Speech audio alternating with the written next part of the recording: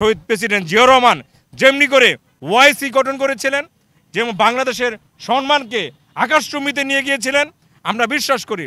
আপনারা জানেন এই জিয়াউর রহমান যে সৌদি আরবে সেই নিম গাছ লাগাইয়েছিল, যেটা আজ পর্যন্ত কোনো রাষ্ট্রপ্রধান, কোনো আমাদের সবচেয়ে হৃদয়ের জায়গা হলো মক্কা মদিনা, সেই দেশে আমাদের প্রাণপ্রিয় নেতা শহীদ রাষ্ট্রপতি জিয়াউর রহমান, স্বাধীনতার ঘোষক শহীদ প্রেসিডেন্ট জিয়াউর রহমান এইখানে নিম গাছ লাগানোর পর এখন পর্যন্ত আমরা বাংলাদেশের মানুষ, আমরা মুসলমান হিসেবে গর্ববোধ করি।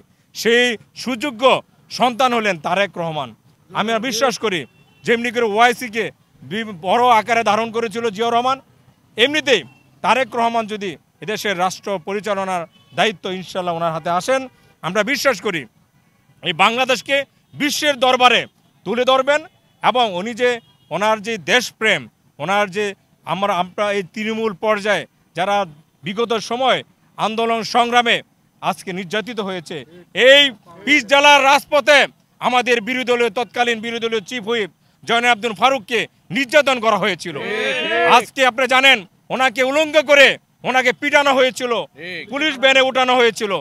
আজকে সেই হারুন আজকে পালিয়ে গেছে। আমরা বিশ্বাস করি যদি বিএনপি ক্ষমতায় আসে, যারা শোষক ছিল, যারা জনগণের জালমানের নিরাপত্তা দিতে পারে নাই, যারা ফেসিবাদী কায়দায় বিরোধী দলের নেতাকর্মীদের উপর অত্যাচার করেছে, তাদের বিচার ইনশাল্লাহ আমাদের যিনি আগামী দিনের যিনি নেতৃত্ব দেশের হাল ধরবেন। এবং আমরা বিশ্বাস করি যে আমরা স্বপ্ন দেখি আমাদের আগামী দিনের যিনি প্রধানমন্ত্রী তারেক রহমান যদি আল্লাহ পাক কবুল করেন, আমরা বিশ্বাস করি এই বাংলাদেশকে জিয়াউর রহমান যেমন তলাবিহীন জড়ি থেকে স্বনির্ভরশীল বাংলাদেশ করেছিল, আমরা বিশ্বাস করি তারেক রহমানের নেতৃত্বে আগামী অর্থনীতি, আগামীতে শ্রমিকদের অধিকার, কৃষকদের অধিকার এবং মেহনতি মানুষের অধিকার একমাত্র তারেক রহমানের নেতৃত্বেই আগামী নেতৃত্ব হবে। কারণ তারেক রহমানের যে চিন্তা, যে দেশপ্রেম, দেশনেত্রী বেগম খালেদা জিয়ার যে চিন্তা, দেশপ্রেম, আমি বিশ্বাস করি সেই জিয়াউর রহমানের আদর্শকে নিয়ে আমরা আজকে কতভাবে চেষ্টা করা হয়েছিল বিএনপিকে নিশ্চিত করে দেওয়া হবে। আমি চ্যালেঞ্জ করে বলতে পারি বাংলাদেশের সবচেয়ে জনপ্রিয় দল হলো জাতীয়বাদী দল বিএনপি। আমি বিশ্বাস করি বিশ্বের মাঝে যদি কোনো দেশপ্রেমিক, কোনো জনপ্রিয়, জননন্দিত এবং সবচেয়ে আপসীন নেত্রী থাকেন, সেটা হলো দেশনেত্রী বেগম খালেদা জিয়া। এবং আপনারা এটাও জানেন দেশনেত্রী বেগম খালেদা জিয়া ওনার নির্বাচনী আসনে যখন 5টা আসনে নির্বাচন করত, কখনোই কোনোদিন উনি পরাজয় গঠন করেনি।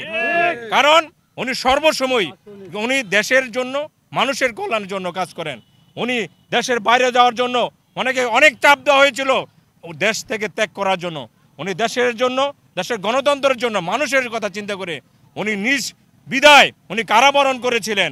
দেশ থেকে আজকে পালায় নেই। আজকে যারা ওনাকে হয়রানি স্বীকার করেছে তারা কিন্তু দেশ থেকে চলে গেছে।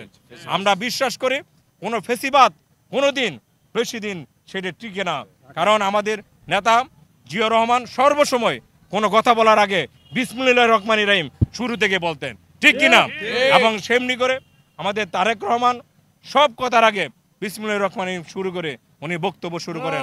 আমাদের নেত্রী, দেশনেত্রী বেগম খালেদা জিয়াও কোনো কথা বলার আগে বিসমিল্লাহির রহমান দিয়ে শুরু করেন, আল্লাহর নাম নিয়ে শুরু করেন। আমরা বিশ্বাস করি